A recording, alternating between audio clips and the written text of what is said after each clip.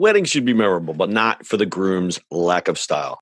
That's why our friends at the Black Tux rents suits and tuxedos that you'll love wearing at your wedding. So if you wind up getting featured on a list of 23 epic wedding fails, or say your reception table catching fire, your DJ playing Let's Get It On during the father-daughter dance, at least you know you'll look good for your close-up. Listen, guys stress about weddings too. Me, I've never been married, but I've had to rent quite a few bad tuxes in my day. Those rental stores, they're just renting you a penguin costume for the day. It's uncomfortable, it never looks right, and that giant bow tie, that's got to go.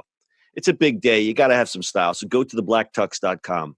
Check out their tuxes. Let me tell you, now you're dressing in style. They've even got a groom's guide with helpful tips for the groom who might be feeling a little overwhelmed by the whole getting married thing, if you know what I mean. But the best part about the Black Tux is that they have an easy online ordering process that brings your suit or tuxedo straight to you.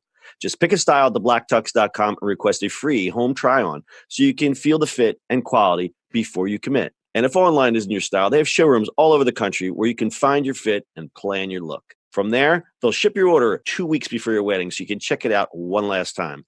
Talk about commitment. Over 5,000 five-star reviews across Wedding Wire, The Knot, and their own website. They all agree you won't find another rental experience or designs like the ones you'll find at the Black Tux. Grooms, if you want your wedding to be remembered for the right reasons, visit theblacktux.com/listen. That's theblacktux.com/listen for $20 off your purchase. Walk, don't run to theblacktux.com/listen to find a look for you and your crew.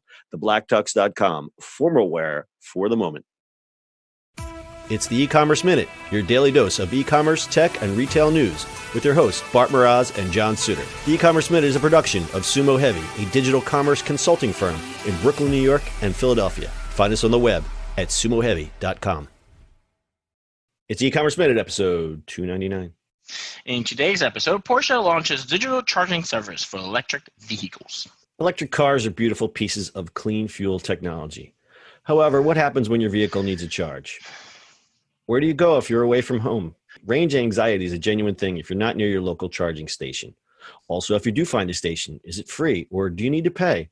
If so, are you on that network? Porsche wants to remove that pain of range anxiety by making the entire process simpler via their new smartphone app. Different logins for various operators are a thing of the past, the company promises. The Porsche Charging Service app is rolling out as the German automaker begins selling its electric vehicle known as Taycan, previously named the Mission E. The app shows drivers in real time the location and availability of electric charging stations. The driver can then get directions to the station via the car's navigation system. The app will let drivers find, use, and pay for charging regardless of location, network, or currency. Once the driver finds the station of choice, they pay via scanning an in-app QR code or an ID card that Porsche sends out upon sign-up. Porsche stores all payment info, so you don't have to worry about which payment methods the station may charge. The app is free, but users must pay a monthly subscription fee of €250 per month, about $2.95 in Germany, in addition to payments for any electricity used for recharging. The service is open to all drivers of hybrid or electric vehicles and not limited to Porsche vehicles. Users can register at Porsche.com/connect-store. The app is available now in 7 European countries with plans to expand to more countries soon. John, it's Porsche. Porsche.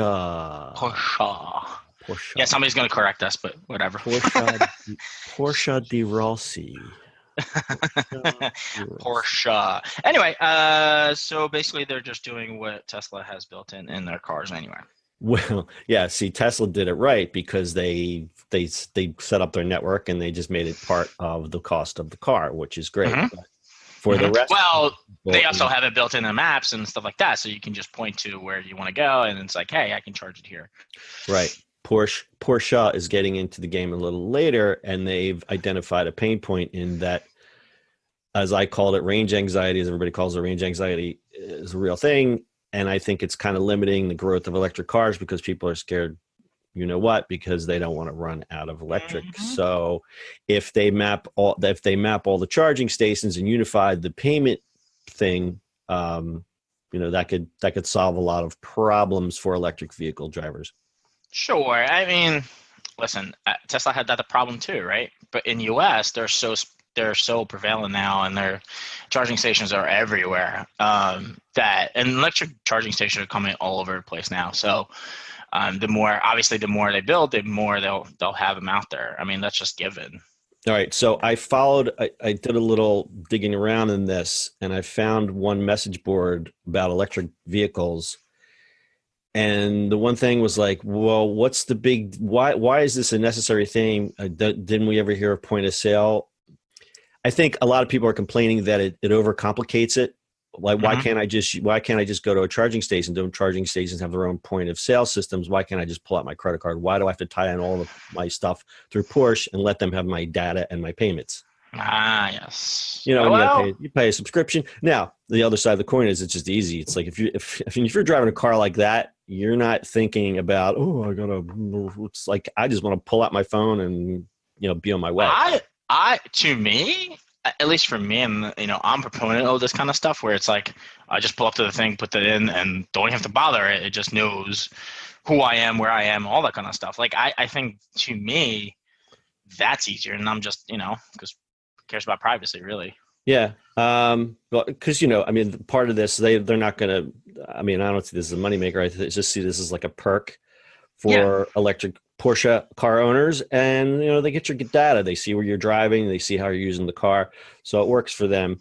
So one other comment was that why do we need charging cards? The car should identify itself over the charging cable like your cell phone does. I don't know about that technology. I don't know what that entails, but I think you're going to see the whole charging. Once there's enough charging stations out there where you're not going to go, oh my God, where's the charging station? But in fact, let's just go to the charging station in the neighborhood. We're not there yet. I think there's going to be more of a unification of the payment systems and the networks, and maybe some consolidation in that field. Again, I don't know enough about it, but that's kind of with my brain. I think that's where it's going to go.